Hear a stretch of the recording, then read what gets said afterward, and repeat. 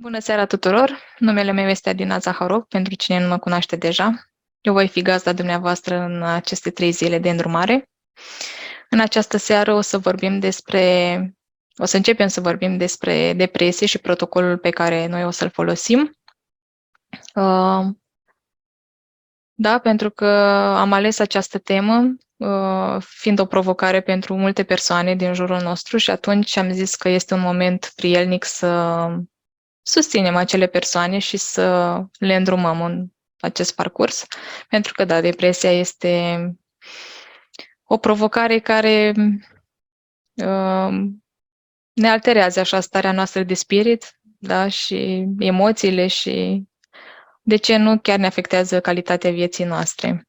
Nu o să intru foarte mult în detaliu, pentru că mâine seara am un invitat special care ne va vorbi mai în profunzime despre depresie, ce înseamnă ea și cum ne putem susține. În continuare, să vă povestesc puțin despre proiectul nostru Dărâim de Naștere și ce facem noi de fapt. Suntem un grupuleț de oameni, da, care am ales să accesăm un alt fel de informații și să ne susținem sănătatea și, de ce nu, familiile într-un mod holistic, într-un mod prietenos. De aceea am zis că ar fi momentul să susținem și alte persoane, de ce nu, mai ales dacă sunt persoane care sunt deschise spre nou și doresc să încerce altceva decât ceea ce se cunoaște deja.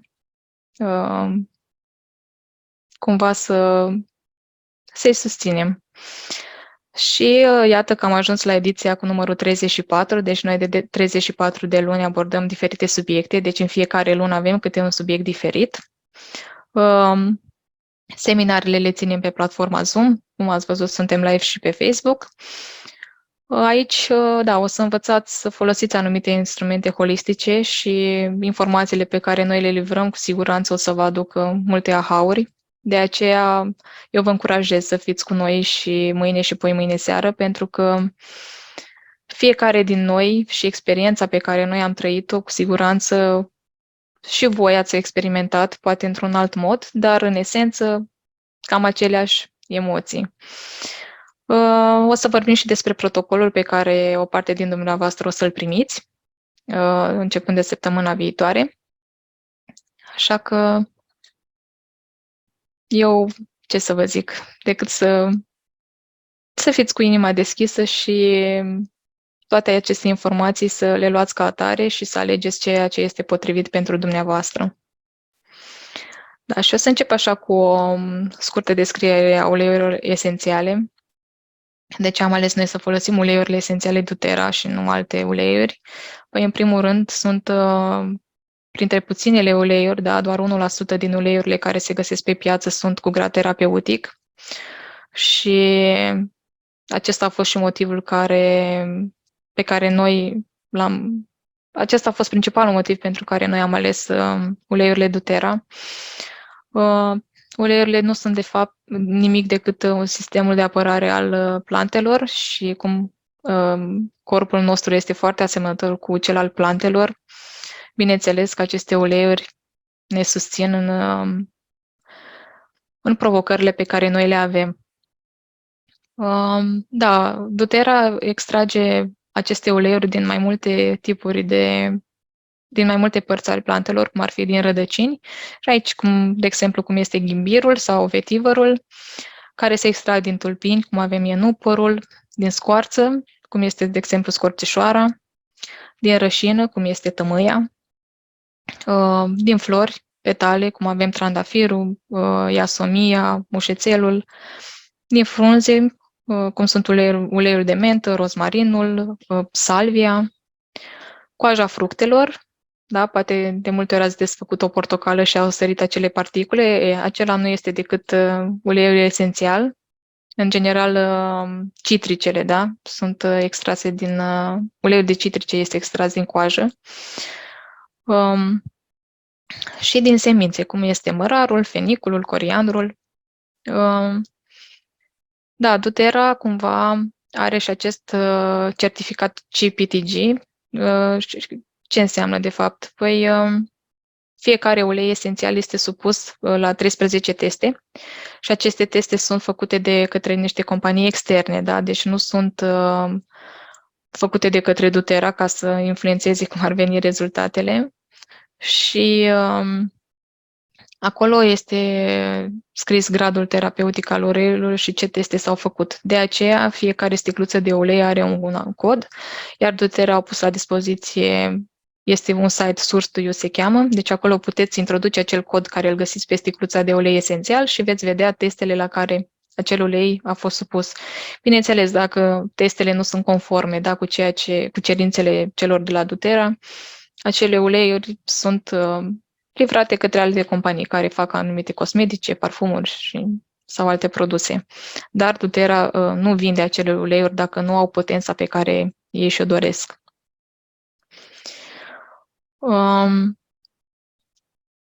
Cum utilizăm aceste uleiuri esențiale? Deci, cum spuneam, ele sunt foarte prietenoase cu corpul nostru pentru că sunt uleiuri cu grad terapeutic. Deci nu sunt acele uleiuri pe care poate mulți dintre dumneavoastră le-au utilizat cu o pastiluță, dar cu lumânarea aprinsă și se difuza în cameră, pentru că noi dacă punem acest ulei esențial și îl încălzim, nu-i facem decât să îi stricăm potența, da? Deci el nu mai avea niciun beneficiu dacă îl ardem. Așa că uleiurile esențiale de la doTERRA pot fi folosite în mai multe moduri și ele. Pot fi folosite aromatic, topic, intern, iar aromatic, bineînțeles, la fel se poate folosi mai multe moduri, fie folosind difuzorul, da, este un difuzor cu ultrasunete, cu aer rece. Da, este de preferat să folosim difuzorul pentru că acesta difuzează pe o perioadă mai îndelungată. Dar, bineînțeles, dacă nu aveți un difuzor la dispoziție, puteți pune o picătură în palmă și pur și simplu îl inhalați din palmă de câteva ori sau puteți pune pe o batistă sau sunt acele coliere, dacă știți, care au o pâslă în interior și picurați acolo câteva picături de ulei esențial și el va, acel bandativ va difuza uleiul. Eu personal prefer să folosesc în difuzor. Îmi este cel mai la îndemână și, într-adevăr, efectul este mai de durată. Este foarte importantă inhalarea pentru că simțul nostru olfactiv este singurul simț care este conectat direct cu creierul limbic. Creierul limbic mai este numit și creierul emoțiilor, da? Deci acolo sunt stocate toate emoțiile noastre, cum ar fi tristețea, furia, rușinea. Deci toate aceste emoții sunt stocate în creierul limbic. De aceea, poate de multe ori când mirosiți un anumit ulei, vă duce cu gândul la ceva anume, nu știu, la o persoană, la un loc, la o situație, da, care vi s-a petrecut și poate nu a fost tocmai plăcută. Da, am întâlnit multe persoane care au mirosit și la prima mirosire au avut o reacție. Miroase ceva cunoscut. Da, din cauza asta, pentru că mirosul este conectat direct cu creierul nostru limbic. Și, bineînțeles, aceste uleiuri, fiind terapeutice, sunt prietenoase cu mucoasa noastră nazală, pentru că moleculele sunt foarte mici și mucoasa, fiind subțire, aceste molecule pătrund cu ușurință, da, și ajung în circuitul nostru sanguin. Pe când alte uleiuri care nu sunt terapeutice și care se mai găsesc pe piață și de multe ori sunt și sintetice, da, pot să ne afecteze mucoasa pentru că moleculele sunt mult mai mari și pentru corp este un efort să le alchimizeze, da, să le absoarbă. Da, și se zice că cam 75% din emoțiile noastre sunt influențate de miros, așa că folosind aceste uleiuri esențiale, putem chiar să reducem, să îmbunătățim starea noastră de spirit și cu 45%. Deci atunci când mirosim un ulei, starea noastră se schimbă. Și veți vedea și dumneavoastră când veți testa protocolul, dacă o să fiți atenți la starea care o aveți și starea care o aveți peste 10-15 minute, cu siguranță veți observa o mică schimbare. Da, mai este aplicarea topică. Deci aplicarea topică cumva o folosim când vrem o absorție un pic mai lentă. Deși ele se absorb destul de repede în corp, durează cam 30 de secunde, da, să intre în piele, pentru că sunt destul de volatile. Și cam în 20 de minute ajung la nivelul nostru celular, deci ajung la celulele noastre. Și, da, în corp, deci ele cam în 3-4 ore sunt eliminate și nu sunt eliminate ca pe niște reziduri, dar din contră sunt cumva folosite ca și niște nutrienți, pentru că, cum spuneam, corpul nostru fiind foarte asemănător cu corpul plantelor, el recunoaște aceste molecule din uleiurile esențiale și pentru el nu este un efort, pentru că nu sunt toxice, da, pentru corp, ca atunci când luăm ceva sintetic. Când luăm ceva sintetic, corpul nu recunoaște și atunci pentru el este un efort să elimine acele substanțe. Și intern, da, poate mulți dintre dumneavoastră v-ați pus întrebarea cum adică să le iau intern, da, aceste uleiuri fiind terapeutice se iau intern, eu la rândul meu le folosesc intern, pentru că este cumva cea mai potentă metodă de utilizare, pentru că atunci când le luăm intern, ele funcționează pe mai multe organe odată și automat și beneficiile sunt mult mai rapide. De exemplu, nu știu eu, când am o răceală mai puternică, eu am luat capsula, le-am luat intern.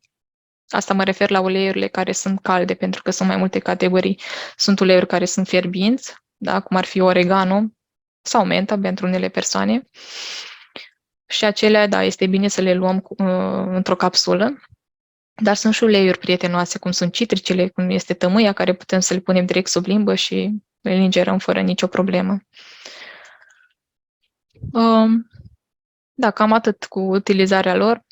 Ele se pot utiliza în diferite moduri, se pot pune inclusiv în mâncare atunci când gătim, da, doar să nu utilizăm temperaturi extrem de mari. Eu am folosit, de exemplu, vanilia, citricele, le-am folosit și la prăjituri, deci cumva tot intern au ajuns și iată-mă aici, deci sunt uleiuri sigure. Nu ar trebui să vă faceți griji. Ca și protocol pe care noi l-am ales în această lună și pe care dumneavoastră o să-l primiți, într-o mostră de 1 mililitru sunt 10 picături de bergamot și 10 picături de marjoram și 5 capsule vegetale și o altă sticluță de 5 ml de ulei purtător în care sunt 5 picături de adaptiv și 5 picături de lemon. Noi vă sugerăm ca în fiecare zi să luați câte o capsulă vegetală, da? Deci este o capsulă goală pe care o desfaceți și turnați din acea monstră de 1 mililitru în care este bergamotul și marjoramul, turnați 2 picături în acea capsulă și o luați dimineața după ce ați mâncat. În paralel, după ce ați luat capsula, din acel amestec în care aveți 5 ml de ulei, puneți în palme.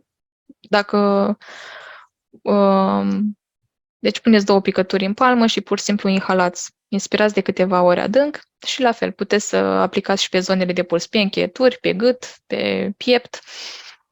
Și da, puteți să vă dați și de 2 ori, 3 ori pe zi cu acest amestec, pentru că el vă va susține starea de spirit.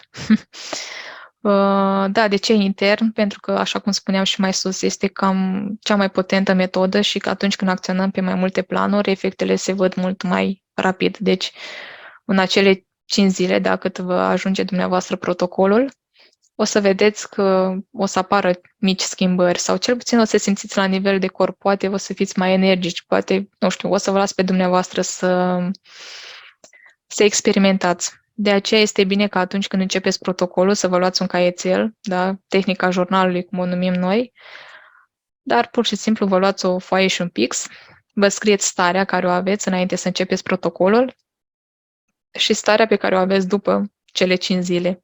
Dar, bineînțeles, în fiecare zi, eu v-aș sugera să fiți atenți totuși la ce simțiți în corp, cum sunteți, care vă este starea, ce gânduri vă trec, pentru că atunci când stăm și ne observăm ceea ce gândim, da, și starea noastră, o să ne dăm seama de anumite tipare sau gânduri repetitive care conduc, bineînțeles, la această stare de depresie, pentru că dacă azi ești nemulțumit, mâine ești nemulțumit, poi mâine ești nemulțumit, este clar că acolo sunt niște emoții care nu sunt alchimizate și atunci când scriem pe foaie, da, ceea ce am simțit în ziua respectivă, sau dacă nu aveți timp ziua, nu știu, măcar seara, înainte de culcare, să scrieți în acel carnețel cum v-ați simțit în ziua respectivă. Pentru că în felul acesta o să ne ajute și pe noi. Avem marea rugăminte la dumneavoastră după ce testați acest protocol să ne dați un feedback și să ne spuneți cum a fost pentru voi aceste uleiuri și cum v-ați simțit atunci când le-ați folosit. Da, acum o să trec așa ușor prin beneficiile fiecărui ulei pe care voi l-ați primit. O să-l primiți. Și o să încep cu bergamotul. Are și un slogan așa cum am încredere în mine, da, deci el ridică așa stima de sine. Și ca și beneficii fizice, are proprietăți antiinflamatorii, este un antiseptic, cicatrizant, antioxidant, are proprietăți analgezice și de curățare, are un efect revigorant.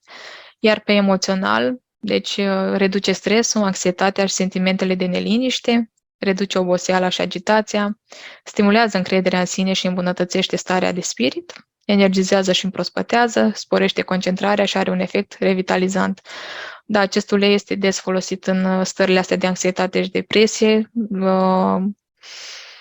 Eu știu persoane care l-au folosit inclusiv la atacurile de panică și chiar au avut succes cu el, pentru că, așa cum spune, că îmbunătățește starea de spirit și cumva reduce acea agitație pe care noi o resimțim.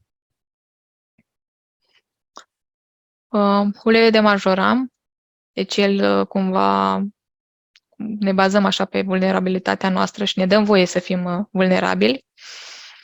Ca și beneficii fizice, la fel, relaxează și reduce stresul, alină durerile articulare și relaxează mușchii. Da, aici este un foarte bun ajutor atunci când sunt probleme cu articulațiile. Eu personal l-am folosit în familie și chiar s-au văzut și rezultatele. Reduce tensiunea arterială, are un efect antiinflamator, sprijin pentru sistemul respirator, îmbunătățește circulația sanguină, alină disconfortul menstrual, da? Deci dacă sunt persoane care suferă de această provocare, puteți încerca, și îmbunătățește digestia, da? Ca orice condiment este bun la digestie. Iar pe emoțional, la fel, relaxează și reduce stresul, echilibrează emoțiile, reduce acele sentimente de neliniște și de nervozitate, da? Atunci când suntem mai furioși. Ne ajută în acele momente de tristețe sau când simtem că am pierdut ceva, da, în perioadele de doliu, de exemplu. Vă ajută să avem un somn odihnitor, ne reduce acele sentimente de anxietate socială, stimulează energia, pozitivismul, optimismul și, da, ajută să eliminăm acele emoții blocate, da, acele emoții pe care noi le ținem în corp și nu reușim să le dăm drumul, da, să le dezghețăm. Adaptive, da, este un amestec care ne susține, da, în pașii ăștia spre schimbare, pentru că nu degeaba are și acest nume. Atunci când avem anumite situații și anumite provocări, acest ulei ne ajută cumva să vedem soluția și să ne adaptăm, de ce nu, cu mai mare ușurință, adică să nu mai vedem totul ca pe un impediment, ca pe un obstacol. Ca și beneficii emoționale, deci acest amestec ne ajută la stimularea stării de sine, de spirit, calmează stările anxioase, deci ne ajută atunci când suntem îngrijorați, da, când suntem neliniștiți, atunci când nu avem soluții la anumite probleme.